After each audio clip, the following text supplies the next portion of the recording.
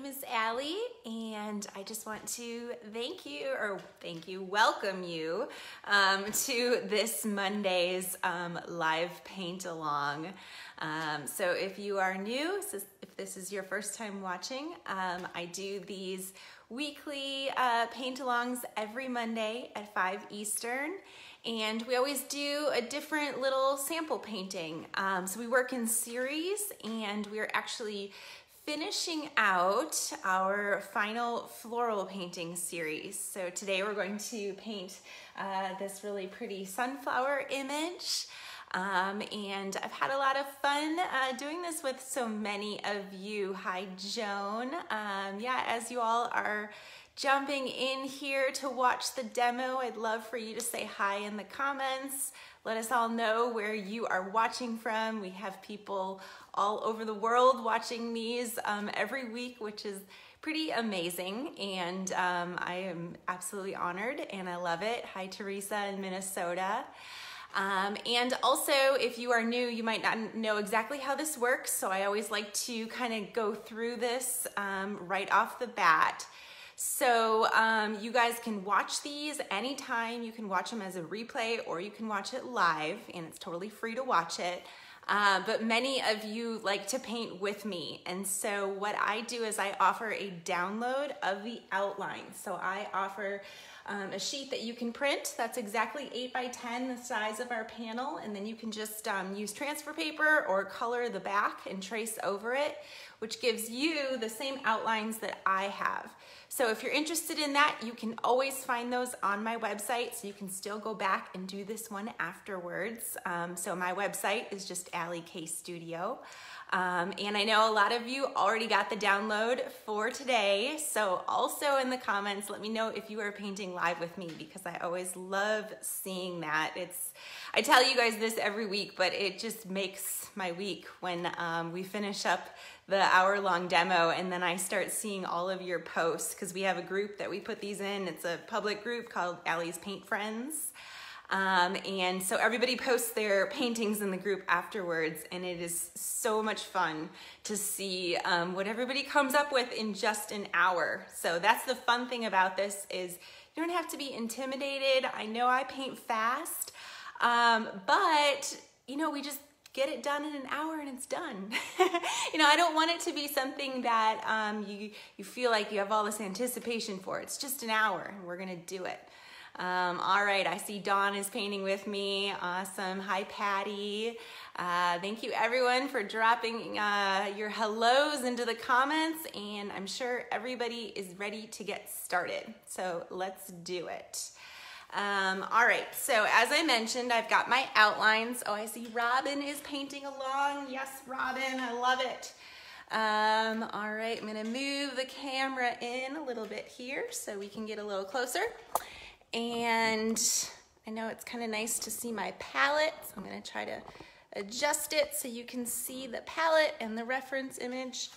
We'll see if we can get a little bit more of the palette in there, because you guys want to see how I am mixing my colors.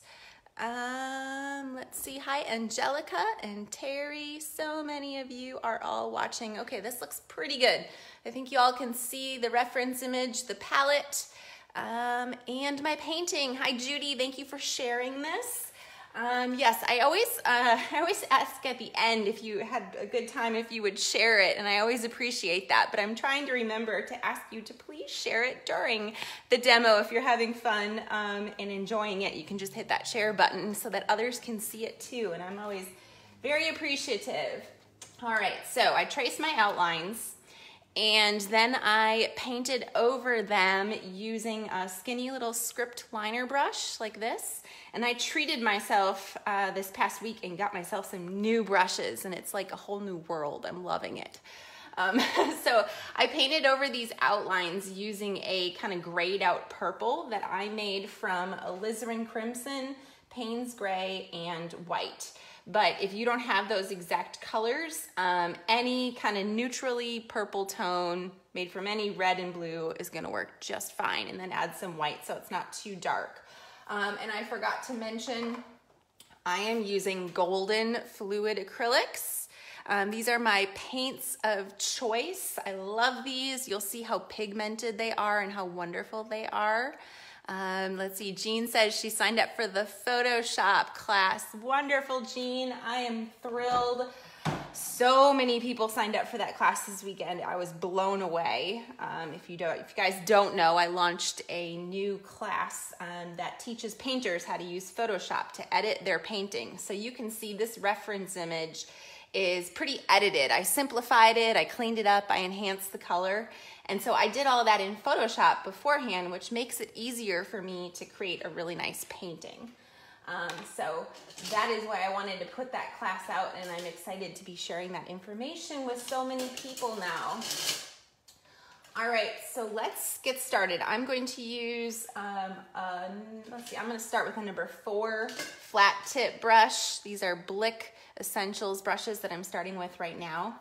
And what we're going to do is we're just going to start washing in the shadows. So I'm going to make a warm purple from alizarin crimson and Payne's gray. This time I won't put any white in there. So this is just going to be a wash of alizarin crimson, Payne's gray using those golden fluid acrylics.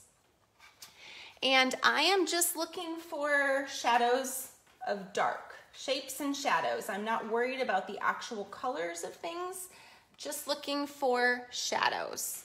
So I usually kind of just start top left and work my way right, so I can see it's darker behind the petals here.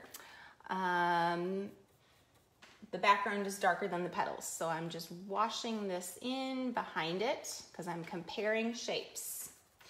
And then I can see it gets dark again over on this side. And I'm keeping this wash, you know, it's not super dark. I'm keeping it really thin because we're going to go back and add additional washes to pump up the very darkest areas. So this is just kind of that first pass, but I can see this whole center is very dark. So I'm just gonna wash all of that in. And you guys see how far back I'm holding my brush? I always like to point this out because I think our natural tendency is to always hold the brush way too close up, like right up here. This metal part is not a handle. Okay, so you hold it really far back and that allows you to move a little more quickly. It allows you to not get too tight, just to get a lot more use out of each brush stroke. And you know, in this early stage, this kind of looks like watercolor, but it's not watercolor, these are acrylics. All right, so we got that dark. We're looking over here. We've got some dark background here, and the dark picks up over here. And I am trying to kind of check back at your comments as I'm working. I can't promise I'm going to catch all of them because we have so many people that have been joining us on these lately, but I always make a point afterwards. If I missed some of your questions, I always go back and try to answer any questions. So please keep those questions coming if you have any, and if I don't get to it during the live, I will get to it later tonight. So again, this is just alizarin crimson and Payne's gray, watered down. Working my way around. Let's see, it's kind of dark in between the petals here. So now I'm starting to get a little more picky. I see I've got a dark shadow in here. And we've got some dark on the other side. See, I'm not being like real careful about my edges because that's not going to matter too much right now. This is just the early stages of finding shapes. Let's see, Clay is asking, are your boards white? So these are wood boards, but then I prime them. I use this acrylic gesso. I get this from Hobby Lobby, but I'm not picky about gesso. So any cheap acrylic gesso is just fine. And I do like 2 or 3 coats, depending on the coverage of it. Angela says she liked the flower. Yes, I know. Sunflowers they're popular. They just make people happy, right? Plus, we've been doing a lot of like floral arrangements, I kind of noticed. So I thought it'd be fun just to focus in on one big flower for this final floral paint along. And later in the demo, I'm going to be giving you guys a little peek at what we're going to paint next week, because we're going to start a new series. Got some great suggestions last week. I was asking everybody what y'all wanted to paint next. We had a lot of different good ideas. So I'm taking that all into consideration, and I think I've got something that you guys are going to be excited about. So I'm just, again, looking at these lines that I have here, and I'm comparing which side of the line is dark and which side is light, and that is what I'm washing in. So I didn't outline every petal perfectly, you might have noticed. I just kind of got the general shapes, because if we start putting too many outlines in when I'm doing my transfer, it just gets so busy that you kind of forget what the most important parts are. So if you're ever doing this on your own, you know, in that Photoshop class, I teach you how to create a template that you can trace, but you also have to kind of know what to trace. So what I say is I just kind of pick the most important shadows and highlights and areas where the plane kind of breaks, you know, the edge of a petal and this and that. And that's what I try to trace when I do my transfer. We got a shadow in here. You see, I'm just kind of working my way pretty quickly around the whole thing. I like to get some color all over before I get hung up on any of the little details. That's what helps me to work quickly and to not put too much in. Just looking for the most important elements. Okay, so now we do kind of have a general wash all around, indicating what these lines mean. I'm gonna put a little bit more up here. Got a few lines that I didn't really show what they were doing. Got a dark shadow right there. Okay, and now I'm gonna go back, like I mentioned, and I'm going to push the darkest areas a little bit darker. So we're just gonna go back with the same two colors, that alizarin crimson and Payne's gray, but now it'll have a little less water. So you can see I'm just dumping a little more paint into my same puddle. Hi Kyra, glad you made it. Maybe you can paint along with the replay afterwards. All right, so now this puddle's a little bit darker, and I know that my center is definitely going to be one of the darkest spots, so I'm just gonna put that in right away. So that kind of gives us an anchor point of what's what. And then I know it's pretty dark up here, so we'll drop that in.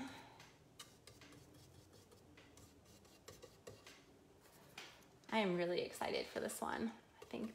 I think all the paintings are gonna turn out really good from this one. Sometimes I can just tell right at the beginning. I know that you guys are gonna be successful with this one.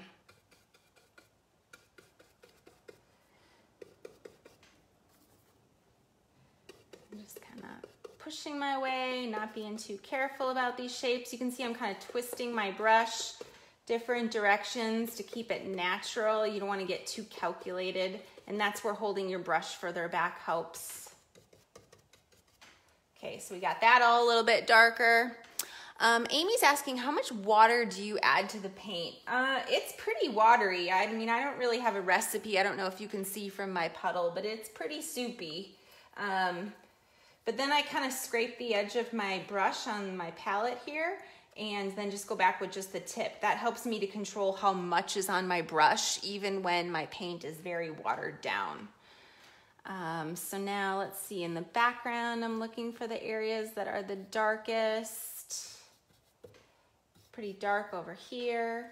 Also, I think moving quickly when you've got a lot of liquid on your brush, that you can kind of catch it if it's starting to get too, you know, gobbed up in one spot. You just kind of keep spreading it around.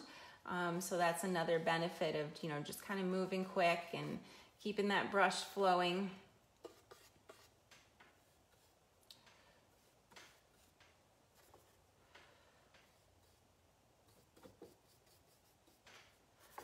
So I'm going to point out the edge of the vase, kind of the bottom part where it's actually touching the surface ends about right here. And then this is like kind of the rounded shadow of the top of it. So that's a little bit hard to see in the image, but I wanted to point that out so that we didn't end up with kind of weirdly shaped vases here. And if we do, that's okay too. But sometimes when you've got like a shape like a sphere or something that's perfectly rounded, you want to be pretty careful about getting it right, because otherwise our eyes can just kind of tell right away that something's not quite right, and then it makes the whole painting feel like something's a little bit off. So I'm just pushing these dark shadows a little bit darker. So just make sure that this next pass that you can definitely see that it's, you know, a notch darker, or even more than that, than your first pass. You want to be able to compare and tell the difference. And this next pass of color is not going everywhere. We're just picking the areas that are the darkest. Which is, you know, building up these steps is what creates that gradient, and that's what creates depth in our pieces. So we're leaving the highlights as white, and we're just building up those shadows. And as we layer color, having this kind of underpainting roadmap be very accurate and dramatic is going to make a big difference in the painting in the long run.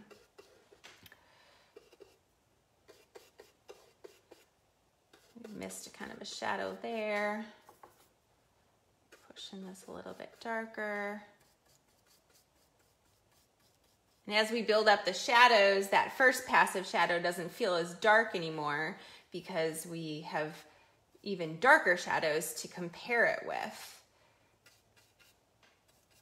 If that makes sense, hopefully.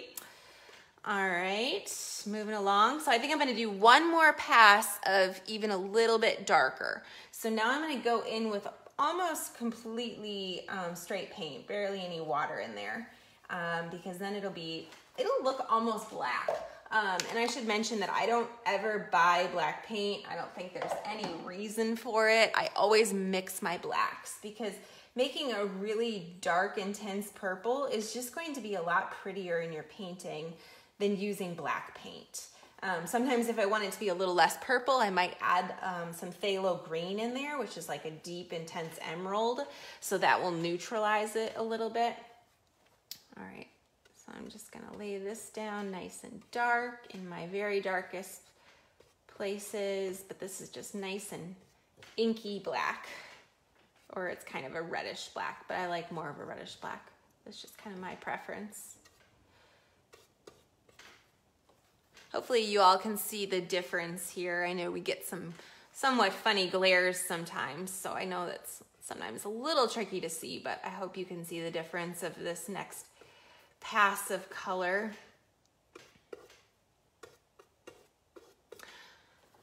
And I've mentioned this before, but I wanted to say it again, that you can watch these Facebook Lives. Well, you can watch them as a replay always, but if you have a smart TV, you can get the Facebook Watch app, and then you could watch this like big on your TV next to where you're painting.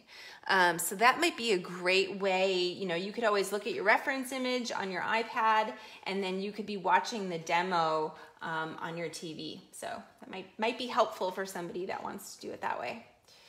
I haven't heard if anybody has tried that. Okay, so I think all of our darkest areas are in there. And now we want this layer to be dry before we layer anything on top of it. So if you've got any big globs of paint, we might need to just scoop those up. I've got a couple of them.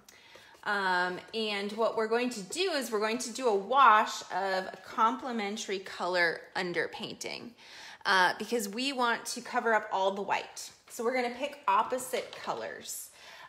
So for the yellow of the sunflower, I think I'm going to go, normally I would go with purple.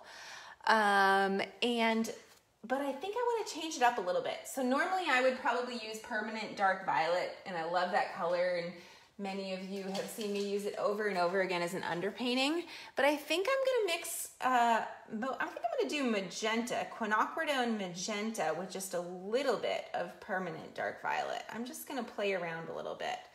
So this is not like true exact opposite of yellow, but I sometimes just kind of push it. So it's gonna be mostly that quinacridone, and I just think it's gonna look good. So I'm gonna give it a try, yeah. So I'm just washing this over everywhere that is yellow, or that will be yellow. And if some of your underpainting is still wet, I would just kind of be careful and try not to move those shadows. So I'm not gonna wash over my darkest areas here right now because I know that that's gonna mess with my shadows. I'm just washing over the areas that I know are dry enough to do this wash over it. So this is quinacridone magenta and permanent violet dark.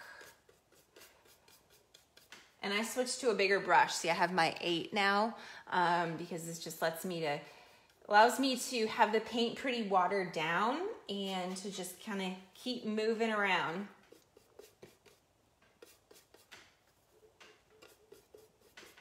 I love this magenta color. It's so intense, and I don't know that I've seen this color as intense anywhere other than with the golden paints.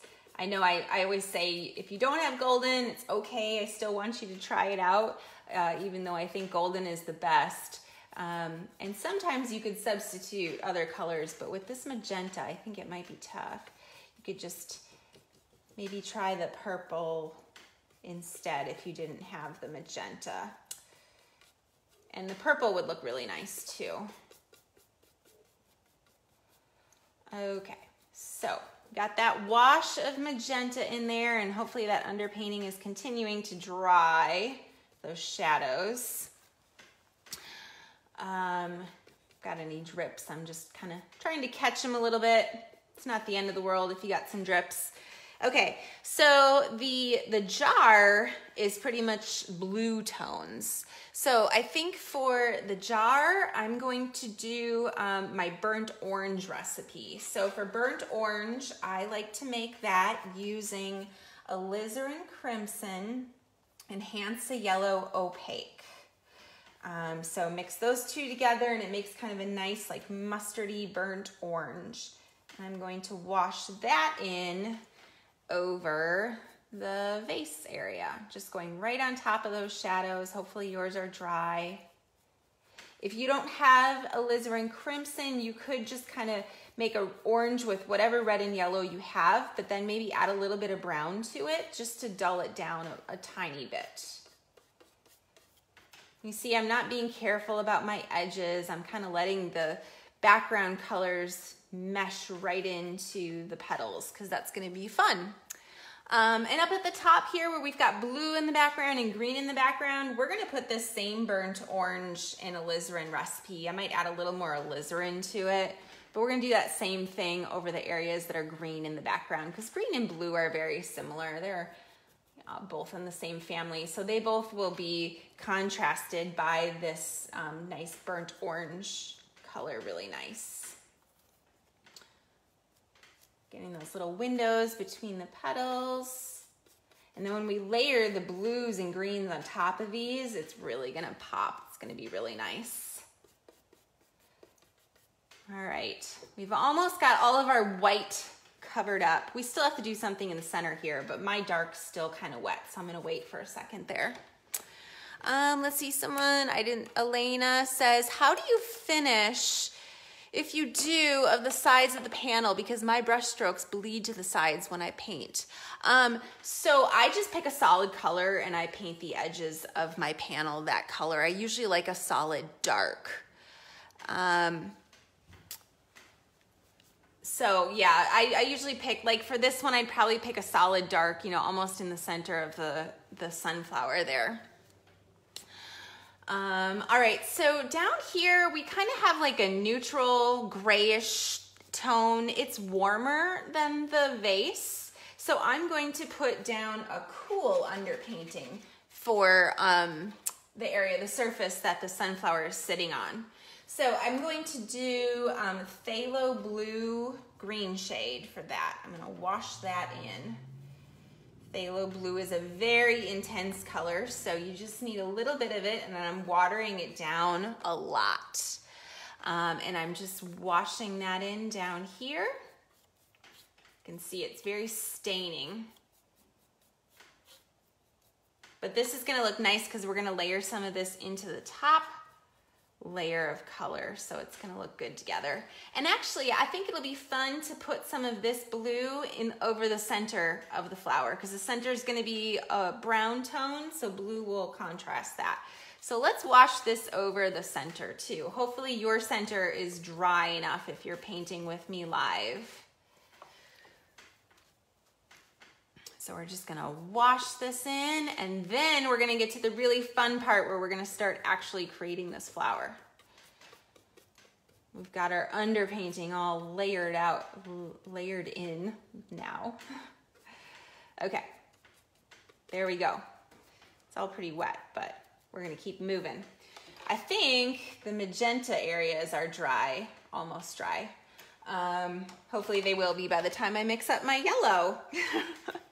I'll check and see if you guys have any questions. Well, I'm taking just a second here for this to dry. If you've got any, this would be a good time to drop them into the comments. Well, I grab a fresh color here. So we are going to mix up the yellow. We're going to make it using Hansa Yellow Opaque, Pyrrole Red Light, and White. And now, after my first layer of color, now I'm going to start thinning my paint with glaze instead of water, because I want it to be a little more transparent and let those underneath layers show through. So I'm using liquitex glazing medium in a matte finish, but I'm really not picky about glaze. You could use just about any brand. Something that's gonna cut your paint. I like a matte finish because I like for it to be not too shiny. So that's kind of why I choose that. Okay, so that yellow we will make using Hansa Yellow Opaque, a tiny bit of Pyrrole Red Light just to warm it up. It's gonna be more of the Hansa Yellow Opaque. And we're gonna add a little bit of glaze in there. And I don't know if I wanna put any white in just yet. I think I'm gonna start by just putting those two colors, just the Hansa Yellow Opaque, Pyrrole Red, and some glaze. And we're just gonna start washing in some of this color. And I'm using my number 4 flat for this. So I'm going to make a point to not cover up all of my magenta, but I am trying to kind of chip away at those outlines. Adding a little bit more red in there. So I'm looking for the highlights around the petals. This is not going everywhere, like I said. We're just starting to kind of build out the structure by looking for those areas of highlight. So maybe like the lighter 50% of these petals, the shapes that are in the petals. Let's see, Sharon said, can I get the info on the pattern later this week? Do you have the list of products needed? Yes, Sharon, you sure can. So all of my paint-alongs are always available on my website, Allie K Studio. So if you just look under instruction, you will find those there, and then you can watch the replay. And so I have a link to that so that you guys can always go back and do this on your own. And yes, the download includes the list of paints that I'm using and the materials that I'm using.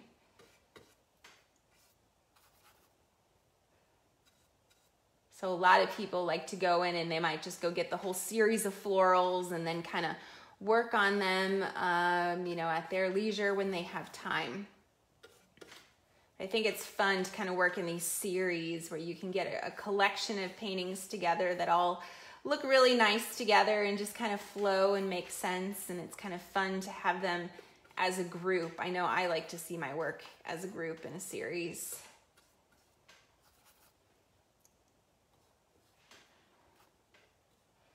So I can't stress this enough not to cover up all this magenta. In this early stage where we're just starting to find the shapes, it's so easy to just like start painting it all in solid and not leave those little windows of color. Or it's also easy to make those little windows of color too calculated. You don't want them to look mechanical. We want it to feel just really natural, like this flower is just flowing out of the paint. And that's probably the hardest thing about painting flowers, is just making them not look too like we planned it too much. Because it's just like, it's a giveaway. I don't know, something about it. Our eyes can just tell if we start making the shapes a little too perfect. I got a little blue on my brush there. I didn't mean to do that. I have to mix up a little more of my yellow, put a little glaze in here.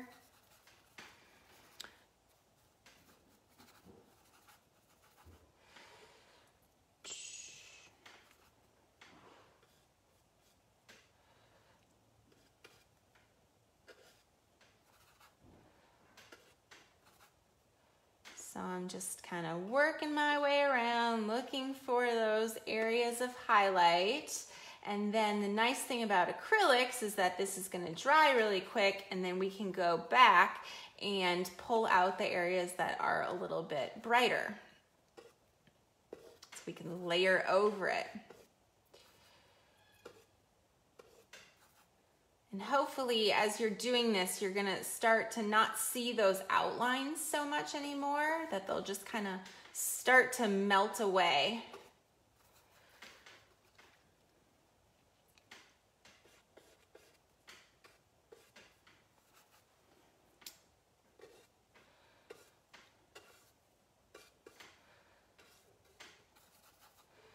Almost around. Okay, and like I said, leaving more of the background is always better, because you can always go back and cover up a little bit more of it with more of these yellow petals, but it's really hard to bring back that underpainting. So I always just kind of say err on the side of leaving a little bit more of it. We can always go back. Got a little window there. Okay. So now we're going to add some white, which will brighten up our mixture. Now this next layer, I want to make sure it's really bright, and I had a little bit of blue on my brush because I accidentally touched the center. So I'm just cleaning my brush up, and I'm going to move to a new spot on my palette because I don't want any of this, if there happened to be a little bit of blue in there, I don't want any of that to get mixed in. So I'm just gonna find a new spot, because as we get brighter, it's gonna be more important that this color is not contaminated at all. So it's gonna be mostly the Hansa Yellow Opaque, little spot of the Pyrrole Red Light, and now I'm gonna add some white to it. And this will make it more opaque now, obviously, because we're adding the white. And so this next layer we want to be a few notches brighter than what we had before. Before was more of like a golden color, and now this is going to be a little bit more lemony yellow, but still a little bit of red in there to warm it up, because overall the sunflower is a little bit warmer. And actually, when I look at it on the screen, I think the sunflower looks a little bit more yellow on your end than it does on mine. When I'm looking at it in person, it's a little bit warmer than what it's showing on the screen. I guess it's just kind of the lighting. But all right, so we're gonna go back and start pulling out the next layer of highlight. We're not blending this at all. We are just laying it down, and we're not filling everything in. We're looking for the brightest areas.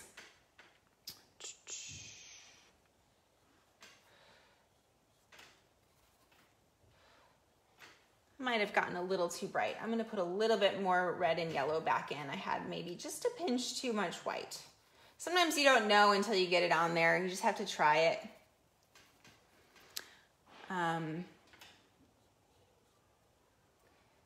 Because we want to be able to see the difference between these steps, but we don't want it to be too big of a jump. And sometimes when you first start laying it down, it feels like a really big jump, but then when you start to kind of do it everywhere, then it starts to make a little bit more sense.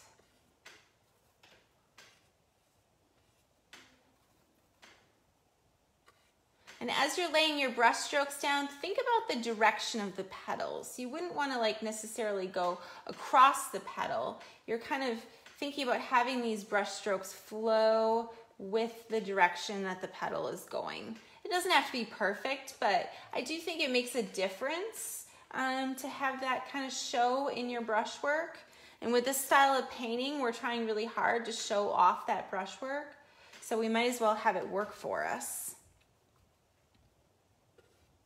And having pretty nicely shaped flat tip brushes helps with showing that brushwork. These are not expensive brushes, but I try really hard to keep them shaped nicely and always kind of reshape them when I clean them.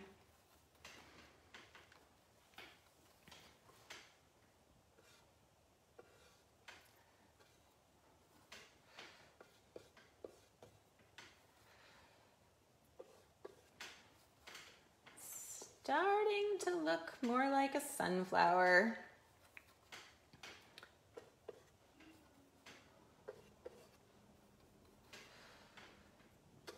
And I'm not putting the highlights down in the same place on every petal. That's another really important thing to think about when you're painting a flower, is the highlights are not going to fall the same way on every petal. The petals are, you know, they're folding, the light's changing, so if you paint them perfectly, you know, the highlights perfectly shaped on every petal, that's kind of a giveaway that something is not very natural.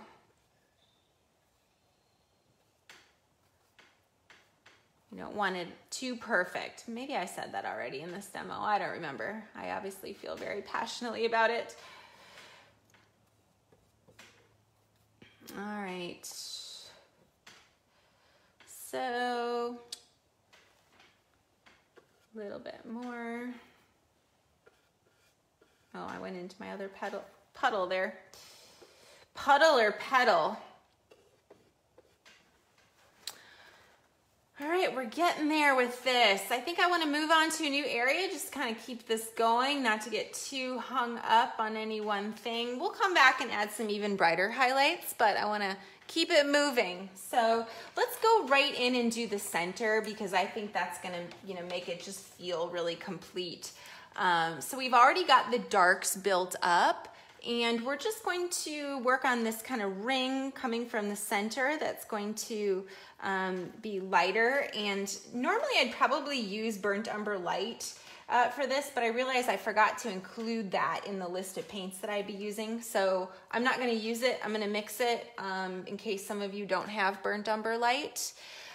So we're going to make this kind of lighter brown, and we will do that using alizarin crimson, Hansa yellow opaque, and then we'll put a little bit of Payne's gray in there to make it more of a brown.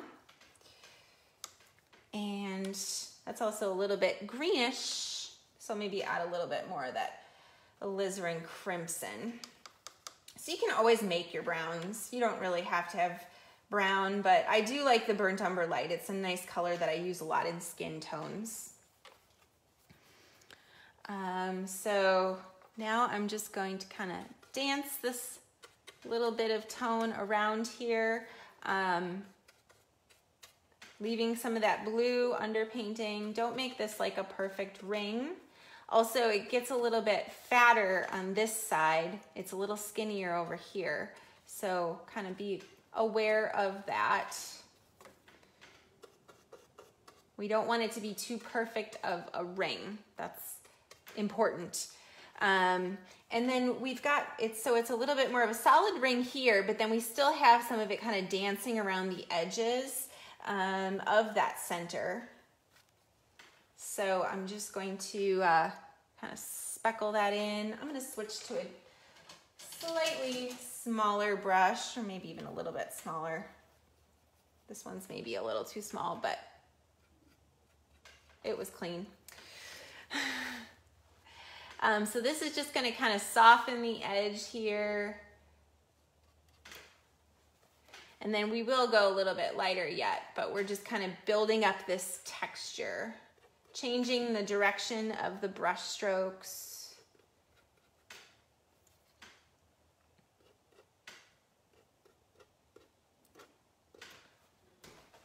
Okay, so now I want to make it a little bit lighter. So I'm going to add a little more Hansa Yellow Opaque to it, and I'm going to add a little speck of white to make my brown a little bit lighter. I might add a little glaze in there. A little more yellow. So this was Hansa Yellow Opaque, alizarin Crimson, Payne's Gray, and then we added a little bit of white in there to lighten it up. And so the brightest areas are like right here. I'm gonna put that in.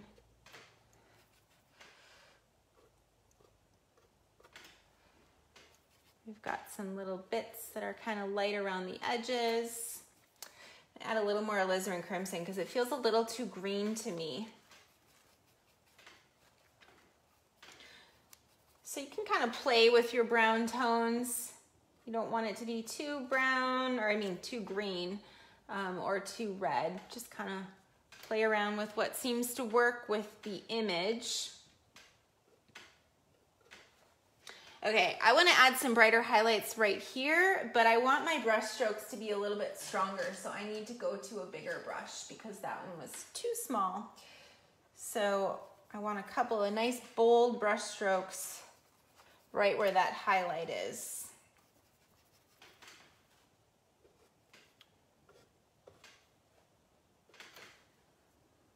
And I don't even want to, I'm worried I'm going to get too carried away.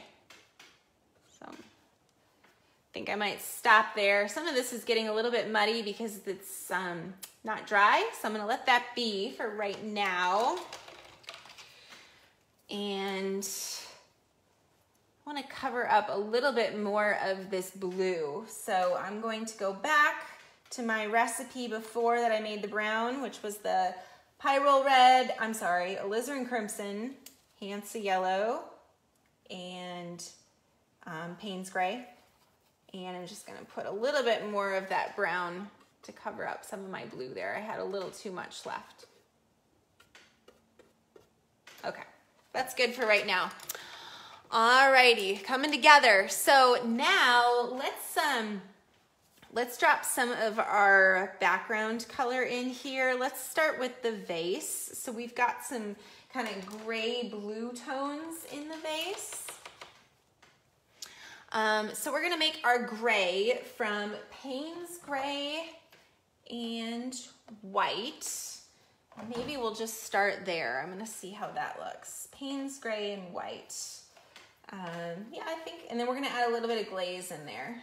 We're gonna start by putting some shadows in with that. Payne's Gray, white, some glaze.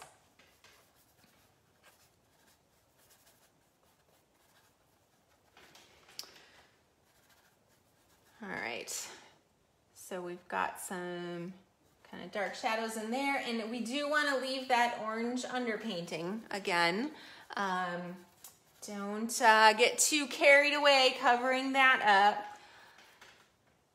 And we want to keep kind of track of the shapes that we've outlined here. So we've got like these little stems that are coming down. We don't want to totally lose those.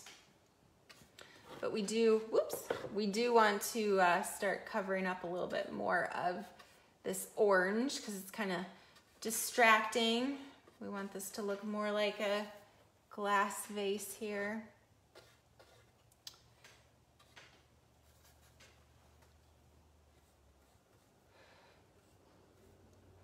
So we've got these shadows here kind of wrapping around.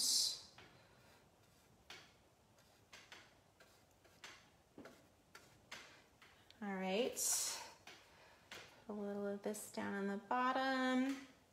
Okay, so now we need to put the brighter highlights into the vase.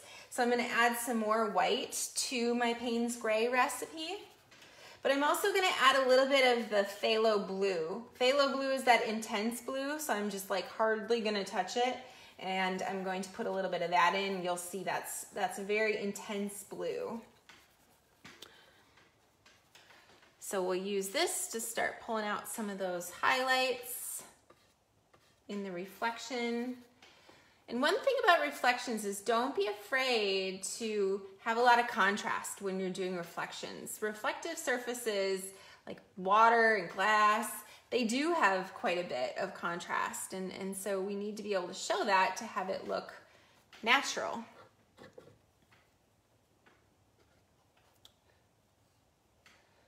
So we will do that.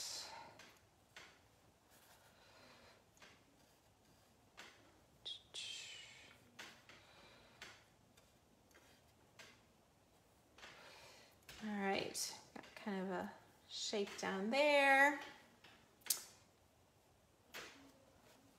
All right, now we've got some dark stems right here that they're kind of a neutral, but I'm gonna push them a little bit towards the green. So what I'm going to do is I'm going to make a really dull green from Payne's gray, tiny bit of Hansa yellow, and some white. Just a tiny bit of Hansa yellow. And well, maybe I'm going to put a little more Hansa yellow in there. Have it look a little bit more green. I'm going to thin it out with a little bit of glaze. And we'll try that for the stems here. That might be good. Got a little bit of that green tone over here. This stem that's going right here is kind of more of a pinky tone, but I'm just going to put it in with the green for right now because I think that works. All right.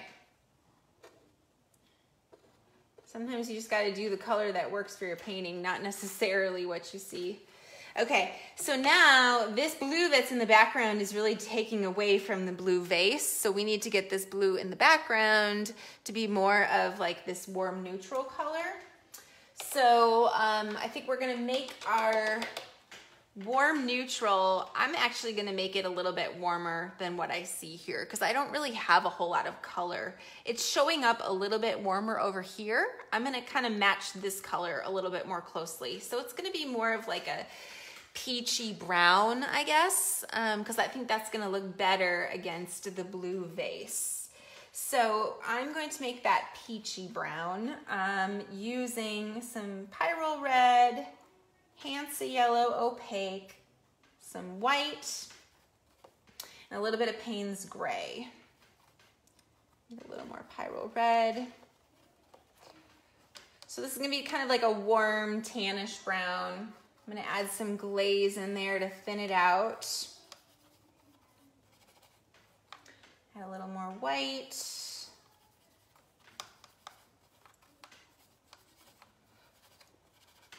And I'll just drop a little bit in here.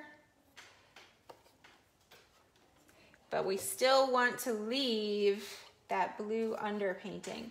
And I kind of like to even let my paintbrush kind of like skip across the surface, which kind of like lets little windows of that underpainting pop through. I'm doing this so fast that I have to kind of keep my panel from moving on me. That's why I'm like holding it here. But I just kind of like seeing the little sparkles of it coming through.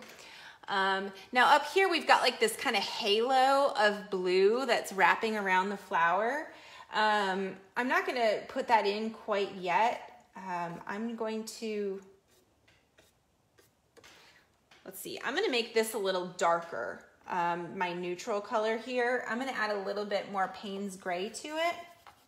I'm just going to kind of green it out a little bit. Because I want my flower petals here to kind of pop out as being brighter. So I'm going to make the background a little darker. Actually, it kind of made it a little green. That's okay. Just putting that in. All right. Okay, I'm gonna leave that area be for right now. And we need to put some of our greens up in the background up here. So up at the top right, it's a pretty dark green. So we will make that we're gonna make our dark green from phthalo green, which we have not used yet. Phthalo green blue shade. And a little bit of Hansa yellow opaque. It's gonna be mostly the phthalo green blue shade. And then we need to dull that out a little bit because it's gonna be too intense otherwise. So we're gonna add a little bit of pyrrole red to it. I always say add some red to your greens when you're doing like these darker greens, because otherwise it just gets so intense that it gives you a headache.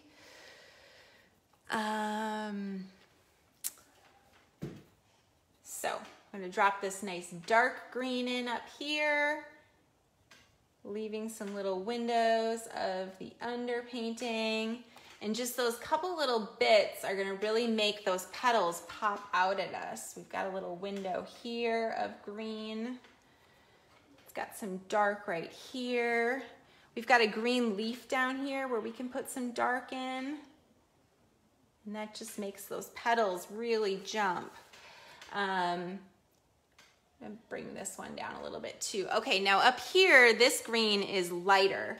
So now we wanna add a lot more yellow to it, like a lot more yellow. So same mixture, just add a lot more yellow and then a tiny bit more red. Otherwise it's gonna get too crazy again.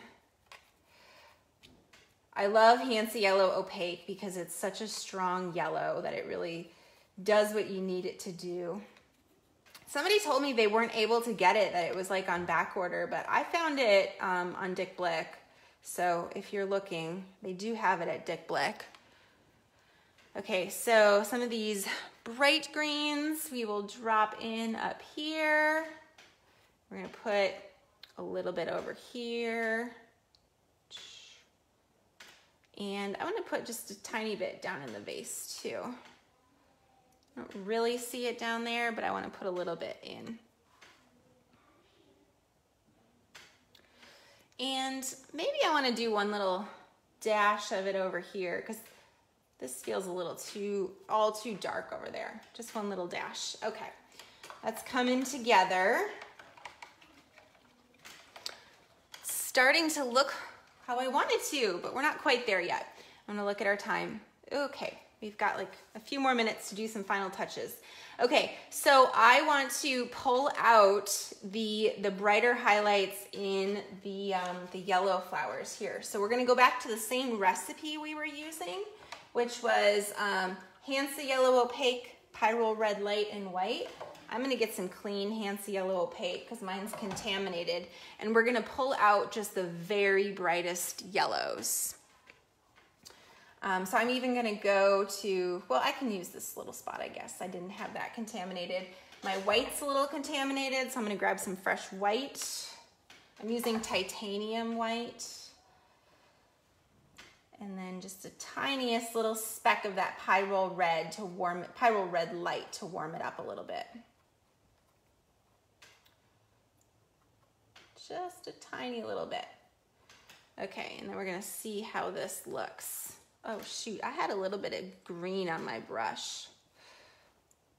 Let's see if we can make that work. Okay, so I'm looking for the brightest areas. To me, those are kind of down here. And you can also kind of push what you want to feel the brightest. Like I feel like these petals are the most important, so those are the ones that I'm going to emphasize. And once we've, built up this base, I kind of say this a lot, but it makes these petals pop because they've got that surface to kind of sit on top of. It's like we did the groundwork and now we can just throw these highlights down and really let them do their thing.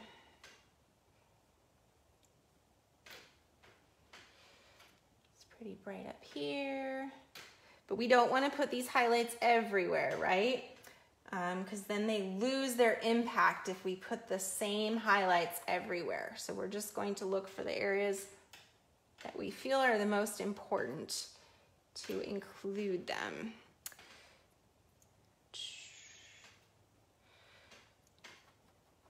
And I'm mixing up a lot of paint. I think that's one thing that maybe I notice people are afraid to do, is to mix up a lot of paint at once. But I do think that's how you get those nice strong brush strokes. It's just having enough paint on your brush. Don't be afraid to have a lot of paint on your brush.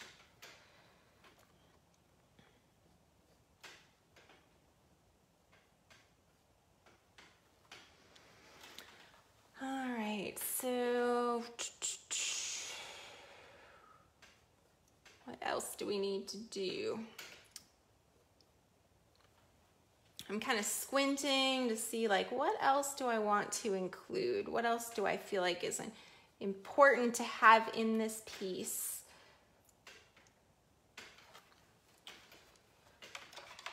All right. Now I want to put some of those brighter highlights in the vase.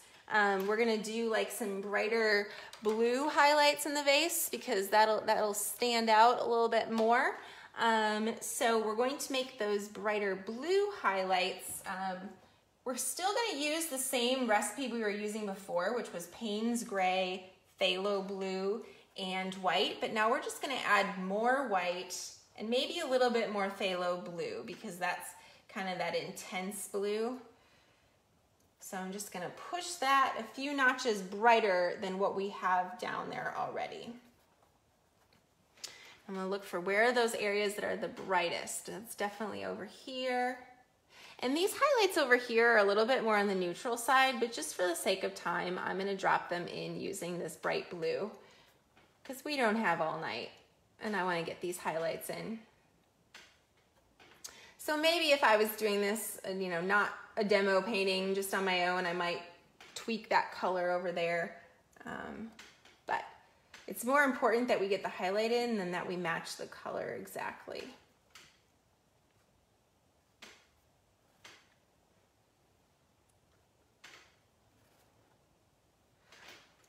I've heard it said that color gets all the credit, but value does all the work in a painting, and I thought that was really smart because it's true. It's like the values are so much more important than the actual colors.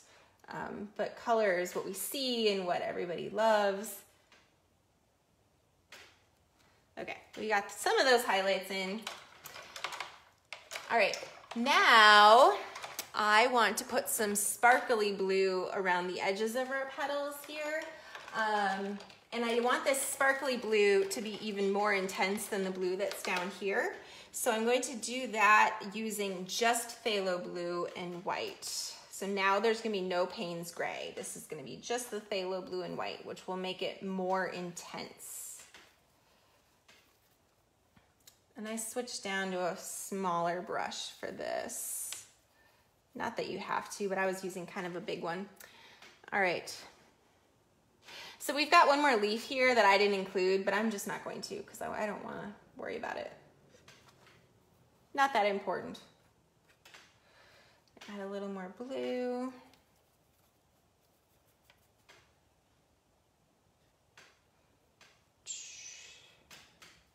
Some of my background was a little still drying there. Yeah, I like how this blue kind of is wrapping around our petals. Now it's getting a lot darker up here, so I'm gonna need to switch up my color before I go too much higher. But I'm going to put some little twinkles of it over here too. And this is just gonna, it's also like kind of helping to emphasize the shape of the petals by putting this little bit of kind of blue playing around them.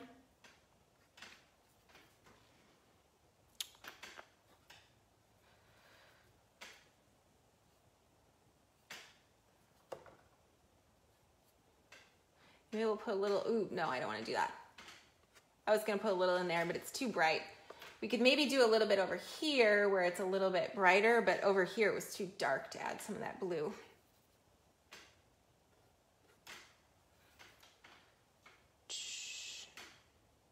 Okay. that's enough of that blue there.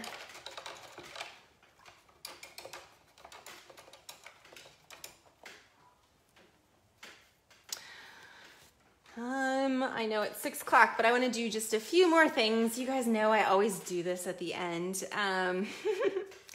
I think I want to push some of the darks down here in the vase a little bit darker, because I don't have it quite dark enough down here, and that's going to anchor that a little bit more. So I'm going to switch back to my slightly larger brush.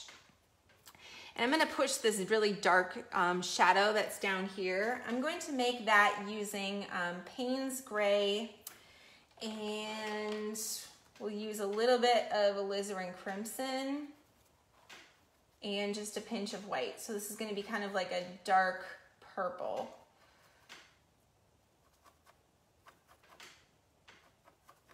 That was too much white. Need to add more Payne's Gray, more alizarin crimson.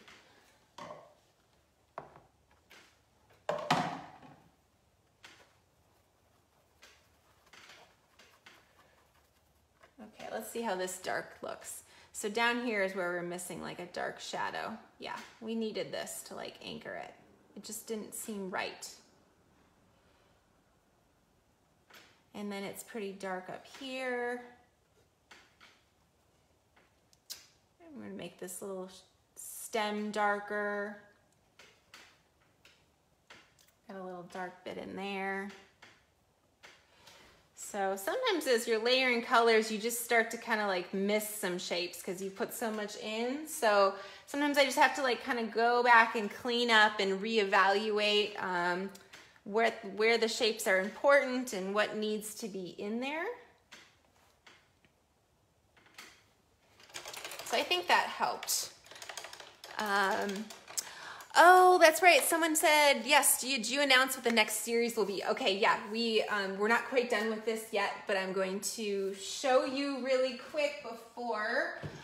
So the next series is going to be landscapes. So this is the outlines. This is going to be, these are trees like a forest. And let's see if I can pull up the image. There it is. Do you guys see it on there? So I'm really excited to do some landscapes with you. I will have this download available tomorrow afternoon on my website. And I hope that you all will join me for the landscape series. I'm really excited about it. All right, let's do a couple more little tweaks here before we wrap this up. And I think I know what is missing. I want to make just a few warm yellow tones towards the center of the flower. And then I promise we'll be done. All right. So we're gonna make this warm yellow using pyrrole red light. And I gotta find a clean spot on my palette. We'll do it over here. Some Hansa yellow opaque. And we're gonna add just a tiny bit of Payne's Gray to make it kind of more of like a brown. So it's gonna be a little bit darker. So pyrrole red light, Payne's Gray, Hansa yellow opaque. So this is gonna be more of a darker shadow brown that we're gonna put in there. I'm seeing in the comments, everybody's excited about the landscapes. I am too. So we did 5 floral paint-alongs recently, but there's actually a rose that we did last fall as well. So there's a total of 6 floral paint-alongs. If you've had fun with this one, you can definitely go back and get those and do those anytime.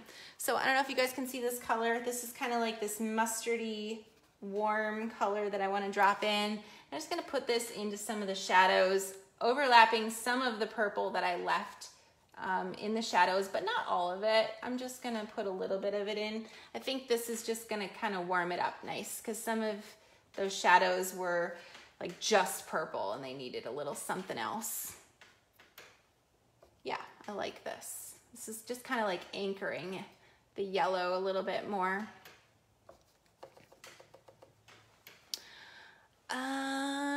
Yeah, just watching everybody's excited for the landscapes.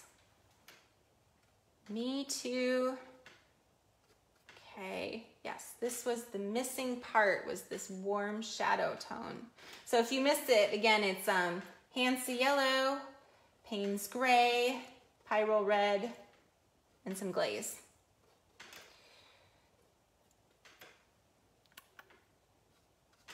Yeah, I like that. Do I have time to do anything else? Nah, probably not.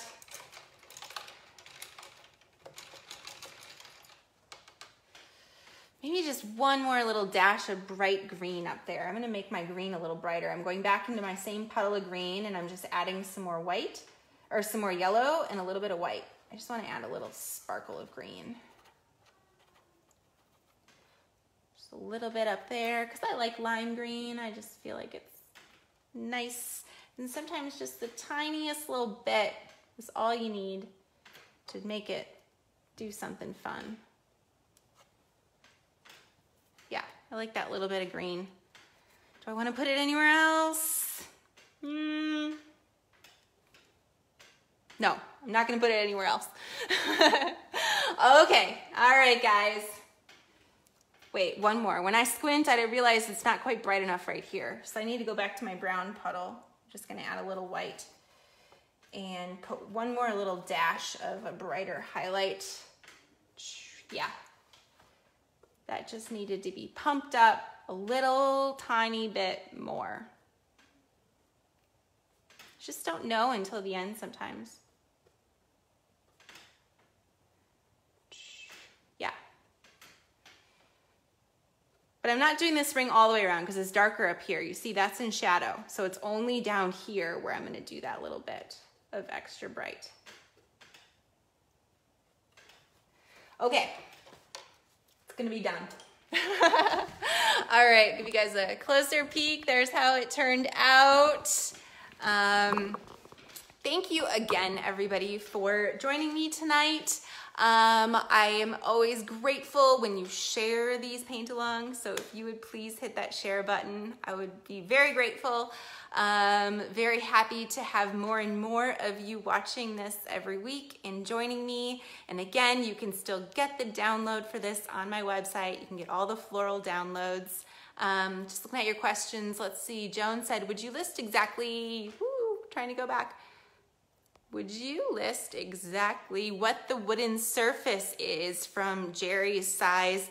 Yeah, you know, I think I might have posted, somebody posted a link in my group, Allie's Paint Friends. That's a free group for everybody to join. Somebody just posted that these were on sale at Jerry's, but it looks just like this. It's just like a 1.5 inches on the side, and these are Da Vinci Pro panels. This is what I like to use. And so I buy these in a 4-pack, and when you get them on sale in a 4-pack, they're like $5 to $8 a piece. It's a really good deal. So I hope that that's helpful for you guys. And then also on my website, you can find all my favorite colors that I like to buy from Golden if you're looking to invest in some Golden paint. All right, everybody have a great night. I will see you next week when we start our landscape series. All right, you guys are the best. Bye.